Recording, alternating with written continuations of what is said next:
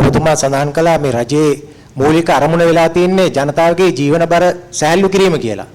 දැන් අපි දන්නවා මීට වසරකට කලින් තිබ්බ මේ වියදම් තත්ත්වේ නෙමෙයි බොහොමයක් මේ දේවල් වල මේ මිල පහළ ගිහිල්ලා තියෙනවා. නමුත් ජනතාවට ඒකේ සහනය කිසියම් ආකාරයකින් ලැබෙන්නේ නැහැ. දැන් ගෑස් මිල මීට අවුරුද්දකට කලින් තිබ්බට වැඩිය මිල අඩු වෙලා තියෙනවා. ඉන්ධන මිලත් සුළුවෙන් හරි අඩු වෙලා තියෙනවා. ඒ වගේ හැම දෙයකම මිල අඩු වුණාට පාරිභෝගික ද්‍රව්‍යවල ආහාර පානවල මිල ඒ වගේ කිසිම දෙයක මිල කිසියම් ආකාරයකින් අඩු වෙලා නැහැ. මේක පාලනය කරන්න රජයක් විදිහට කිසියම් ක්‍රියාමාර්ගයක් ගන්නවද? මොකද්ද මේ ගැන මේ රජය ගන්න ක්‍රියාව පාරිභෝගික මේ ආරක්ෂා අධිකාරිය කියලා ඒවල් තියෙනවා. ඒ මොනවත් තිබ්බත් අර රජය ගන්න ක්‍රියාමාර්ග බදු සහන ඒවෙන් දෙන සහන ජනතාවට මේ ලැබෙන්නේ තත්ත්වයක් තමයි තියෙන්නේ. උදාහරණයක් විදිහට ආප්පයක් රුපියල් 25යි, බිත්තර ආප්පයක් 150යි. නමුත් බිත්තරේ රුපියල් 30යි.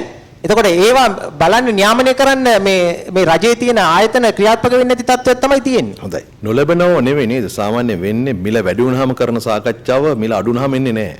බිත්තර ගැන කතා කරාට මිල වැඩි වෙච්ච වෙලාවේ නේද? බිත්තර අඩු වුණාම ආවේ නැහැ. එක වෙලාවක් ආවැත්තටම බිත්තර නිෂ්පාදකයන්ට නිෂ්පාදනය කරගන්න බැරි වෙන මට්ටමටම බිත්තර මිල අඩු වුණා. අර කුකුල් මස් මිල අඩු වෙලා තියෙන්නේ. ඉතින් වේය ගත්තොත් යම් යම් ආහාර ද්‍රව්‍ය වල මිල අඩු වෙනවා. සමහර සීසනල් වේරියේෂන්ස් තියෙනවා.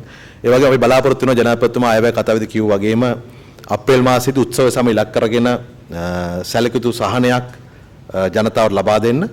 ඉතින් මේ ආදී හැටියට මේ ඔක්කොම බලා ගන්න පුළුවන් තනි භාණ්ඩයේ මිල අඩු වුණාද වැඩි වුණාද කියන එකට වඩා විදුලි බිල සහනයක් ලබා දීලා තිනවා. මේවත් එක්ක මම හිතනවා උත්සව සමයේදී ජනතාවගේ හැසිරීමත් එක්ක ඔබට බලා ගන්න පුළුවන්කම ලැබෙවි. මේ වැටුප් වැඩිවීම මිලේ තිබෙන අඩුවීම උද්දමනයේ අඩුවීම විසින් ජනතාවගේ ජීවිතවල ඇති වෙලා තිබෙන වෙනස ඔබට බලා ගන්න පුළුවන්කම ලැබෙවි. එන උත්සවකාරී සමයක් තමයි ඉස්සරහට එමින් තියෙන්නේ.